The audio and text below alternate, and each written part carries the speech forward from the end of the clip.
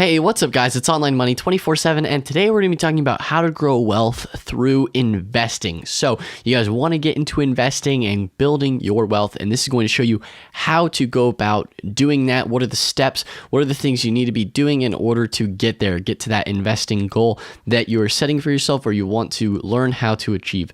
So, the first step is learning to save. That is the key factor and habit that you're going to have to form when you are wanting to invest and really build wealth for yourself long term. Learning to save is one of the key, if not the number one step, definitely a big part in actually building your wealth is learning to save in the first place. So, that savings chart, you're going to be needing to learn how to live below your means. So spending less than you make, because when you spend less than you make, that leaves you money set aside to actually save and put away that you aren't spending. It gives you that extra money that you can save and set aside. That and living below your means, so maybe a smaller house that you necessarily can afford, buy something or get into something, some sort of situation where you're spending less than you're making, because when you're spending less than you're making, you're going to have extra left over. Now, another thing is you're setting aside that extra money, but when you have extra money left over, don't go and spend it on dumb things. Leave it aside. Don't touch it as if it doesn't, don't touch it as if it doesn't exist in the first place. You want to just pull it away from yourself. Don't even think about it, because if you think about it, you're going to go buy that stupid thing. You're going to go out and buy a bunch of drinks way overpriced, just dumb things that you don't need to spend money on. When you're looking at it in your face, you're like, oh my God, I just made however much money. Oh, let me just take this extra $200 out. I already paid my rent. I already paid my expenses. Let me just take this $200 and blow it on something fun. Let me get a new pair of shoes. That's just, you need to avoid doing that and learning how to save that money, and don't spend it on dumb things. So learning to avoid impulse purchasing, that is going to be a habit you have to condition yourself to doing. And it's going to take a while to really learn how to save. And that's why it may be good to just try and learn how to at least save $1,000 first. That'll get you in the habit of saving. Once you get that $1,000, then you can kind of move forward with, okay, I saved that. That's a milestone. Let me take this to the next milestone. Save 2,000, save 3,000. When you get your goal, you hit those goals in a certain amount of time, that's going to help you move forward with actually saving, because it's really hard to do, but once you get in the habit, once you get that snowball rolling, it's going to get a lot easier. Now, moving into step number 2, the actual investments. What are you going to be investing in? You want to build that wealth. How do you do this with investing? So there's a lot of different options that you can look into with investing.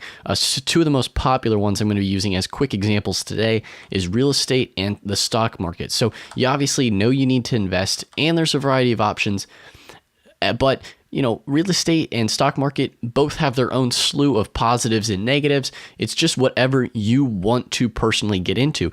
Some people like real estate more because maybe they're a real estate agent. They have a lot of experience with real estate, so they want to get into real estate investing. Or maybe they just like working on physical investments that they can, put their hands into and really get that flip or get that positive return that they want. But for older people, maybe that's not the thing they want to do. Maybe they just want to sit all their money in stocks because they don't feel like spending a lot of their time working on real estate investments. They'd rather just sit back and, go on vacations while their money slowly builds in the stock market. There's a lot of different things you can do with investments. It depends on your personal choices, what you want to do. So do some research on each of them and kind of look at what looks best for you. Real estate and the stock market are two of the most popular, definitely ones that you could get into. There's other options as well, but those are the two tried and true for many, many, many years that have provided people with immense amounts of wealth. So it's great to diversify with your investing choices. So maybe you want to get into both, but it's good to just if you're starting with stocks. I have a lot of stock market videos on this channel. I don't really have a whole lot about real estate because I'm personally not invested in real estate at this moment. I do plan to in the future, but right now I'm not invested in real estate. So I can't really provide helpful content on that, but there's a lot of people out there that could help you with real estate. And I have videos on my channel about the stock market too, different stock picks I do, all those kind of things. So it's great to diversify within your investing choices. And you may want to do some stocks right now and move forward into real estate later, but just make sure you do plenty of research when you're getting into a specific investment, because there's lots of things you need to know about stocks and there's lots of things you need to know about real estate, completely different types of investments. So just do your research And moving into step number 3 is to be clear of all debt, because when you are in debt, you have that chain tied to you, and you cannot grow wealth if you have negative interest building. Say you have a massive student loan and they suck, right? I'm trying to avoid that as much as possible in my life. I want to avoid that as much as possible in your life as well. If you are maybe attending college or something like that, or maybe you already have a student loan. That is just a really popular one. Houses with mortgages, not as necessarily as prevalent and as much of a glaring issue, because you still need somewhere to live. So at least you're paying towards an investment there with owning a home. And at least you're paying down a mortgage, you're working towards owning a actual property. But with a ridiculous car payment, credit cards, things that when you have debt and growing at like 18% interest rate, 12% interest rate, that is building negative wealth. That is something you want to be clear of as quick as possible, is you would take care and clear all debt, because when you have those chains tied to you, there's no way that you can really invest and build wealth. You first have to clear all of that negative things tying you down to be able to move forward into positive investing. Because right now, if you have debt, you're in negative investing mode, really. So you want to clear that as quick as possible, because that is setting you back. You can clear that out, and then you can move forward with investing once you clear that debt. Now, I personally don't have a ton of debt related videos on my channel, but a channel I do recommend to you is Dave Ramsey. He has a lot of videos specifically about clearing debt that could help you. I've watched a few of them just for entertainment value, to kind of see like, what is someone else going through? I wonder how situation's panning out for them, just out of interest and entertainment value, to see like, this is interesting. But look into it through that channel. It could help you with debt, but that is something you need to be clear of. If you're all clear of it, then you're set to move forward into the next step, which is rate of return. So rate of return is not necessarily as important as a lot of people think.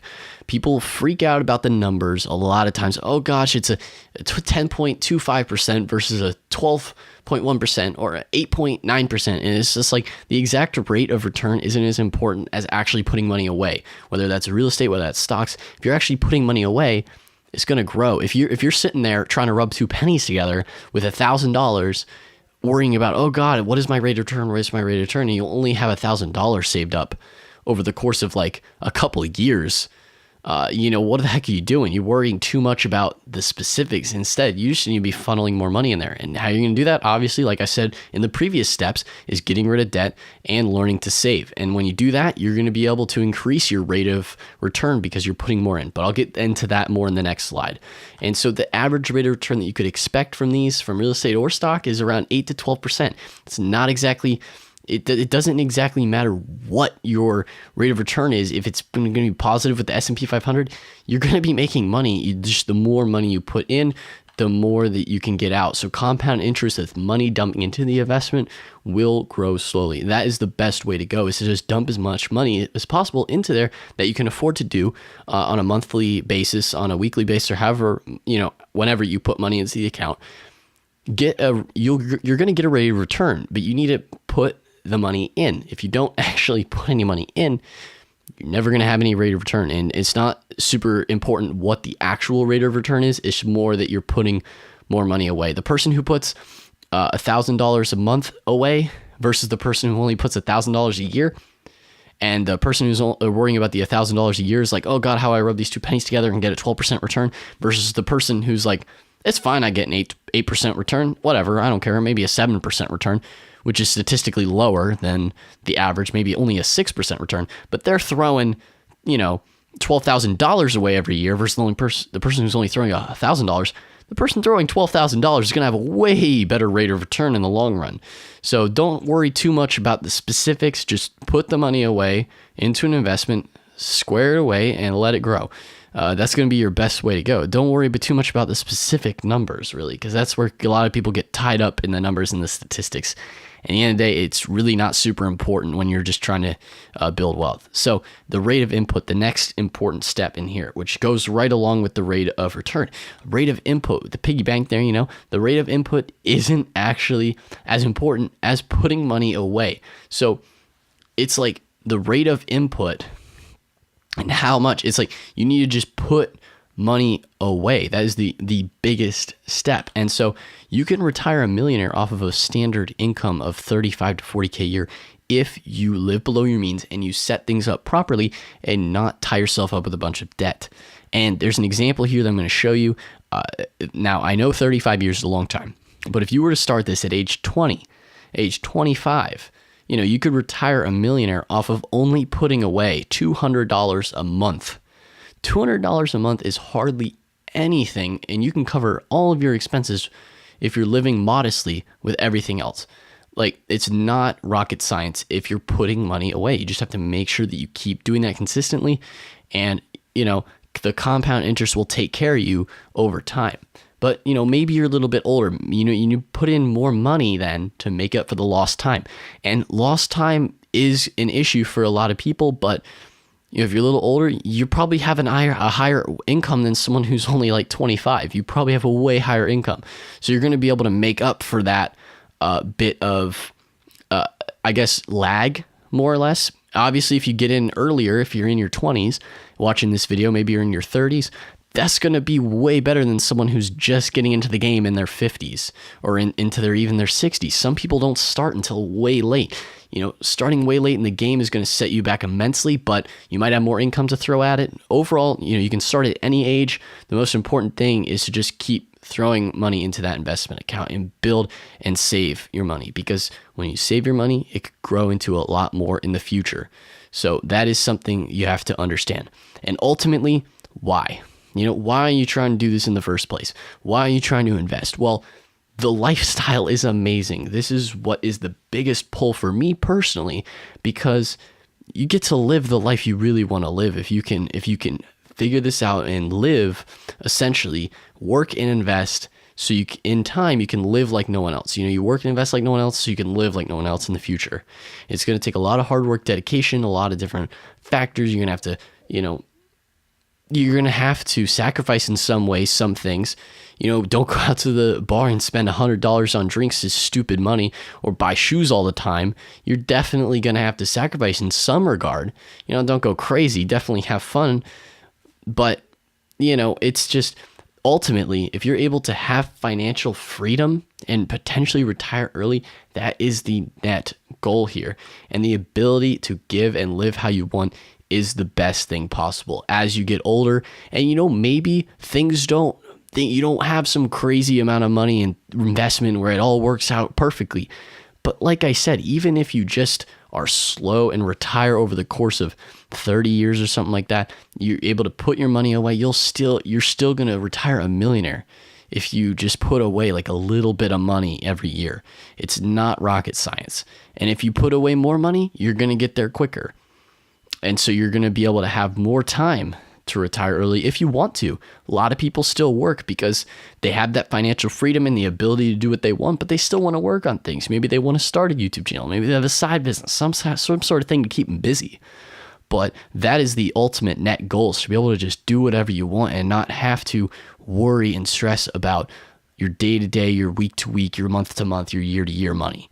So that is the whole purpose behind this, why you actually get into investing in the first place and why you want to build wealth. So if you guys do not actually have a stock trading app, personally, I use Robinhood because it's a free stock trading app, no commissions on trades. If you want to get into stock market investing, this is the app I actually do use personally and I recommend. So if you want to support the channel, I have a link below that will get you signed up with Robinhood. If you want to get into stock market investing, I also have a lot of other videos on this channel going over stock market investing, different stock picks I have, and things that you could get into if you are interested in getting started with that in terms of investing. So guys, if you have not subscribed to the channel, subscribe to the dang channel.